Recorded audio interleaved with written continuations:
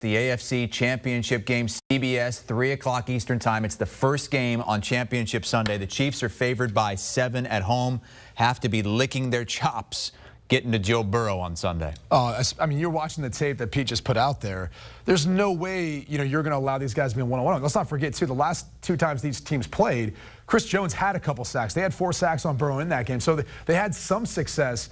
I think the bigger question for the Kansas City Chiefs comes down to how they go about trying to stop Ja'Marr Chase. He was phenomenal this last matchup, and at times, too, it looks like there was maybe a bust in the coverage or there wasn't good communication, but they were intent on stopping Joe Mixon because they did stop the run, but they allowed Ja'Marr Chase to have a career day almost. 266 receiving on yards 11 catches, 3 touchdowns. It was ridiculous. it really, and there was times when he was running. One of those was on 3rd and 27, by the way. And so that's the challenge for Steve Spagnuolo and the defensive staff, and really the defense for the Chiefs is how do you got to pick your poison.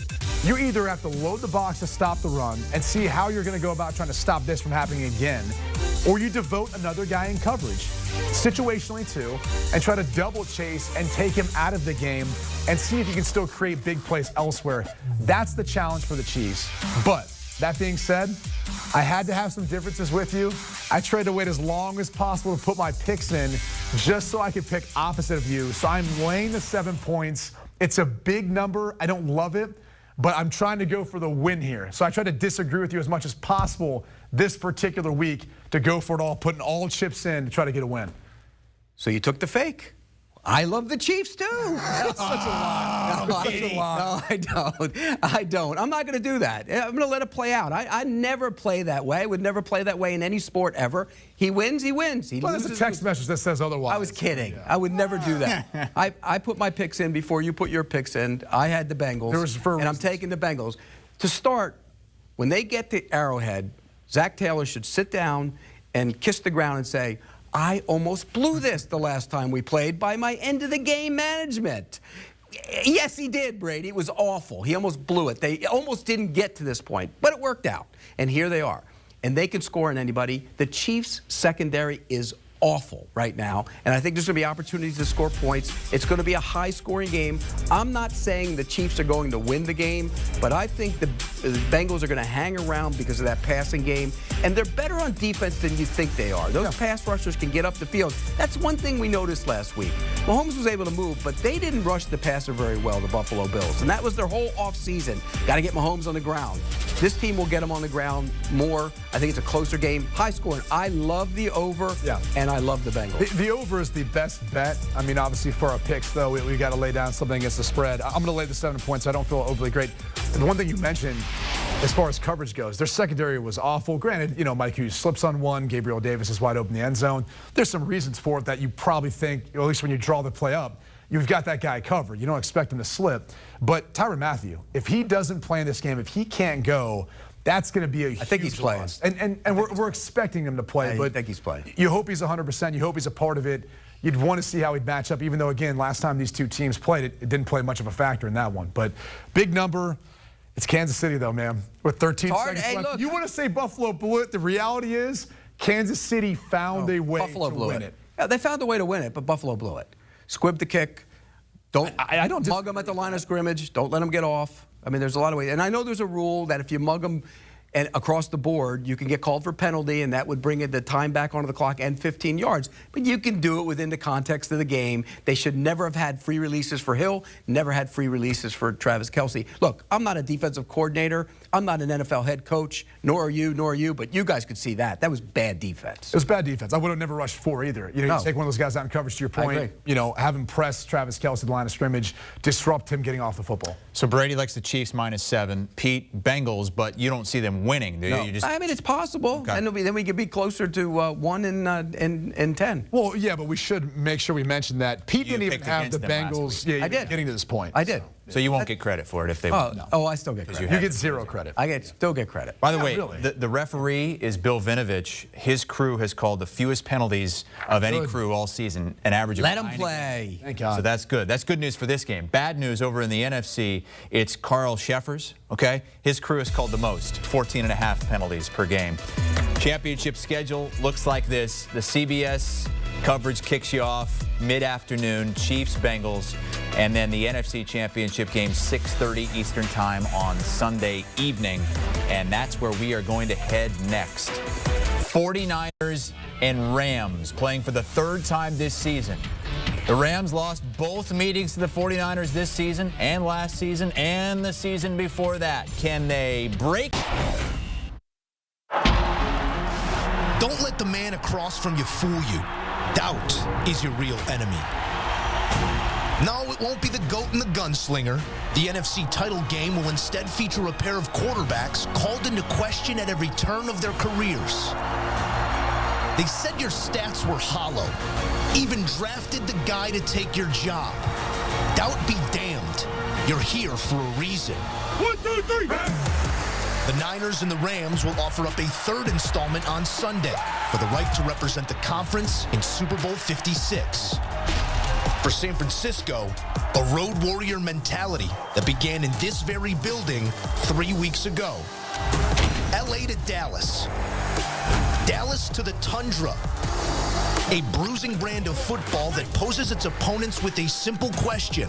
How bad do you want it? Our team's been through so many different situations this year that I feel like we never overreact to anything. Our guys just never waver. For LA, the chance to address the question, one they haven't had an answer to since 2018. In the battle of boy geniuses, it's advantage Shanahan. We got to get ready for a team that we know has been a really tough matchup for us. They've done an outstanding job, and it's going to be a great game. But what is past is not prologue. This another opportunity to take back your building, one overrun by scarlet and gold time and again. It was a tough environment for us to communicate in, really, the whole second half. Now is the time to block out the noise and make a bit of your own. Appropriate that careers will be defined in the place where anybody can be somebody. The same place a champion will be crowned just 2 weeks later. This Sunday, a chance to pry the pen out of the hand of your critics and write your own legacy. So check your doubt at the door. It's winning time in the NFC title game.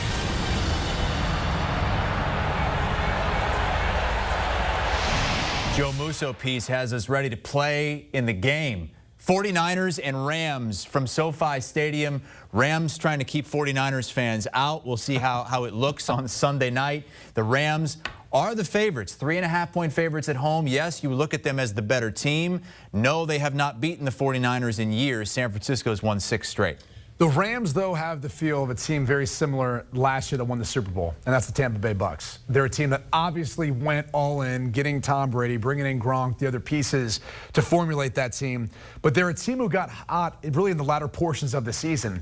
That's what we saw from the Los Angeles Rams. They've got a quarterback now who's obviously new to this team, but he's playing with a ton of confidence. He hasn't turned over the football. And with a team of stars, they are all playing like it right now. The addition of Von Miller, Odell Beckham, all these guys are stepping up in the spotlight, Pete. And I know history tells a different story with this matchup in particular. I think this is the turning of the tide. And so I'm going to go ahead. I hate the 3.5. I hate the hook here, but I'm going to lay it because I think the Rams are going to take care of business in this one. And I honestly don't even know if it's going to be that close when it's all said and done. Boy, I tell you what, I know they're all in. I know they have the more talent is on that side of the ball, I would think, on that sideline, I should say. But this reminds me of something that I watched firsthand in 1999. It's the last time a team beat a team twice in the regular season and then went to their place and beat them in the championship game. That was the Jacksonville Jaguars losing to the Tennessee Titans. The Titans were the more physical, tough team. The Jaguars were the glitzy, high-scoring, fun team to watch. And the nasty team went in there and dominated that game. And I think that's going to be, I don't know if they're going to dominate the game here, but they're going to dominate the line of scrimmage. The 49ers defensive line, the last time they played in Week 18, and remember, that Rams line in Week 18 was the spinning tops of the week. They dominated them. They pushed them around. And they've been on a run through the playoffs, just dominated the Cowboys' offensive line. Last week, the Packers, who had been pretty good in protection. They dominated them, but they did the job. They 5 sacks in both games. games. Yeah, I mean, that's look, dominant, Brady. That's dominant. 5 sacks. 9 sacks through the more physical. It still didn't equate to a win. 5 sacks in each game is dominating. They've been on a run, and I think they're going to be able to stop the run. I think they're going to get after Matt Stafford. And the 49ers aren't just going to cover this game. They're going to the Super Bowl. The 49ers are going to win the game. I don't even need the points. This is one of those gems. I always pick one out a week where you don't need the point. This is it. I love this because we're on opposite sides. So after Pete loses this one, I will then be ahead by one heading into the Super Bowl if I win both picks this week. So correct. Yes. I love where this is at right now. I really do. As far as our pick show, I'm glad it came to the accumulation now in championship weekend. It's amazing how Kyle Shanahan has owned Sean McVay. He's won the last 6. 6, yeah. Last 6. Last 6, man. He's in his head. There's no doubt he's in his head. And I don't know why that is. What's the reason? The Rams like to run. They're a physical team. They want to run the ball. Their offense is predicated off the run. They're usually kind of mirror images. What's the problem? Well, no, I think it's the creativity, and I think it's people underestimating how good of a play caller and schematically Kyle Shanahan is, Mike McDaniel, the rest on his offensive staff. I mean, when you think about what makes, at least in my opinion, the best head coaches, it's when they put their players in a position to win.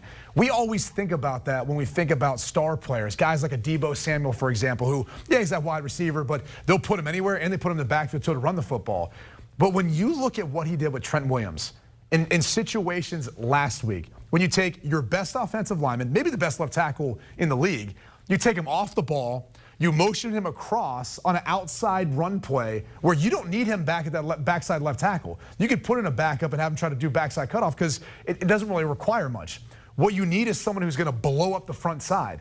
And that's what Trent Williams did. Deebo Samuel gets the ball. He carries up from there. It worked the second time. But the first time it did. And that's what I'm saying is that's the sort of creativity that you get from him that you don't always get from play callers. They're scared to maybe do that, but he puts Trent Williams in a position to help his team, and he knows he's one of his best players. That's the sort of stuff I'm talking about, though. And you can say, oh, it didn't work the second time. It only needs to work once. Right. And that was working a key situation the second time. That was the margin of difference. He went back to it. That's when Pete tweets, stop being cute, play football. Well, and then he dials something up for George Kittle off a stack of linemen, resets with the defender, gets some leverage, and there's a big play. So Pete can say whatever he wants. Play football. He has never been in those meeting rooms. No. What Kyle Shanahan does. You haven't been in his meeting rooms either. I've been in quarterback meeting rooms. But you haven't been in his meeting rooms. You haven't been in his meeting rooms. Well, I've sat with him in production meetings and so watched film with him and talked about it. But you haven't been in his meeting room. And so I can tell you firsthand, when you talk to Jimmy Garoppolo, when you talk to some of those guys who are within that offense, they love the different things that he does with the little wrinkles each week. That's why I think he's had an advantage of the past 6 matchups between these two teams.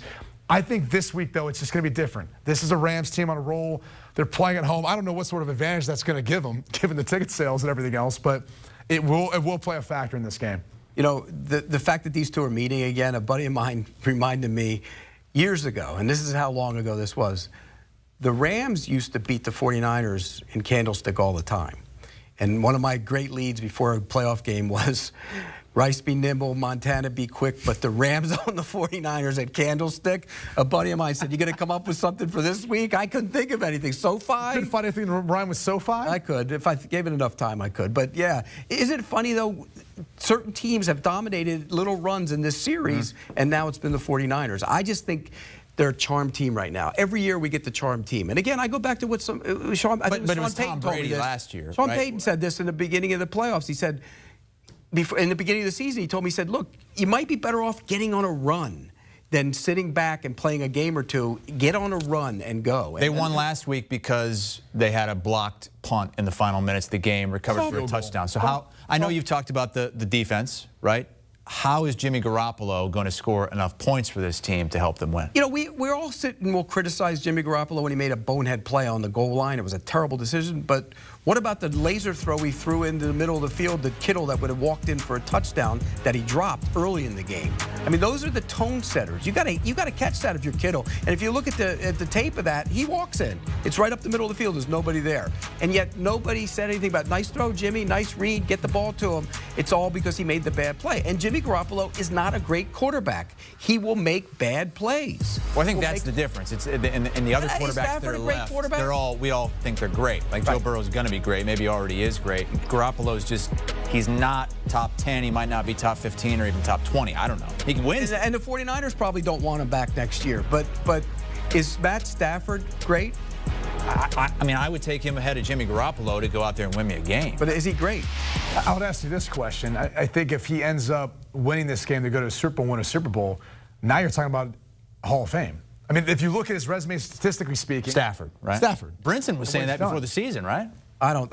If he's a Hall of Famer, then Matt Ryan's a Hall of Famer. Matt Ryan, he won't have the Super Bowl too. but he has MVP. I mean, I'd rather have. I mean, have an MVP. You of all people would rather have an MVP. See, Pete's true colors just came out. I'd rather have Forget the MVP. championships. Yeah. He's what's good for me is good for me. I'm Pete because Prisco. if I'm I'd the rather have the MVP, I did my job, and Kyle Shanahan in that season didn't do his job, which is why they don't have it. Okay, do you think Aaron Rodgers would rather have the MVP, which he's going to get again in back-to-back years? No, or he's Super had Bowl it right already. now? He's had it already. Yeah, multiple times. Yeah. No, Jimmy Garoppolo is better than people give him credit for. 100%. But he's not a guy who's going to carry a team. Whereas if you get down 14, although they came back in that game, the last time they played at SoFi, they came back. They were down 17. Miraculous comeback. Great drive. And so Jimmy Garoppolo is capable of doing things. And you're right, Kyle Shanahan schemes things up and makes it easier for him. In a different system, would Jimmy Garoppolo be a better player? Probably not. Well, what system? New England? Because he was pretty darn good. There's a reason why he's in San Francisco now. I think Jimmy Garoppolo doesn't get the due he deserves, and he's not nearly as bad as the Twitter cult portrays. Well, you're the one that said he wasn't great. He's not great. Well, I would say I don't think Matt Stafford's great. I think he's very, very good. He's better than good. Huh? I said Jimmy Garoppolo's better than good. I would agree. I would agree. I think he's good. You think he's good enough to lead the 49ers to victory? Yes, I do. That would be 2 Super Bowls in, what, 3 years for Jimmy Garoppolo? And all they want to do is replace him. And they might still. So those are the picks from Pete Prisco and Brady Quinn. They differ on both games. So Brady entered. How many did we differ on last week?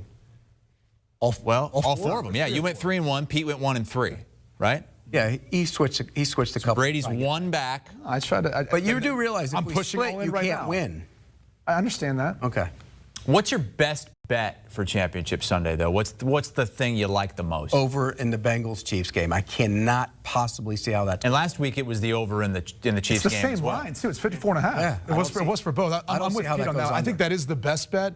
I do want to copy off his paper though, and so the Rams is the other one I really like. He's the one picking the 49ers for the outright winner. I'm saying lay the 3.5 points. 3.5. Oh yeah, they'll cover. Splash some money down on the 49ers. Gosh, you're giving out some Money line magic. bad advice lately. No, I've been giving out good advice. I was Not last week. 4-1 with my best bets on the Pick 6 podcast. All right, 1 and 4-1. And the 49ers being on the money line wasn't one of the ones I gave out, but I like them this week on the money line. Did you even pick them to win last week? Yeah, I did. I picked the Rams on the money line. Do you remember? Oh, Petey I Pie. picked the Bengals too. You didn't pick them either. I picked the Rams on the money line. Okay, good. We Glad got that 2 worked teams out. playing on Championship Sunday that didn't even make the postseason last year. We're going to talk more about that when we come back as we recap the picks from Pete and Brady, differing on the lines. You know, Brady likes Kansas City -7. Pete likes Cincinnati +7, and also differing on that 49ers-Rams game, which is at 3.5 right now. Brady doesn't love the hook, but says that's his best bet of the weekend. Pete on that over in Kansas City, Cincinnati, over 54. Do you want a sports network that delivers everything that matters about the game? The highlights, the picks, the instant analysis, no yelling, no fake debates, no politics. Hit the subscribe button and never miss a moment.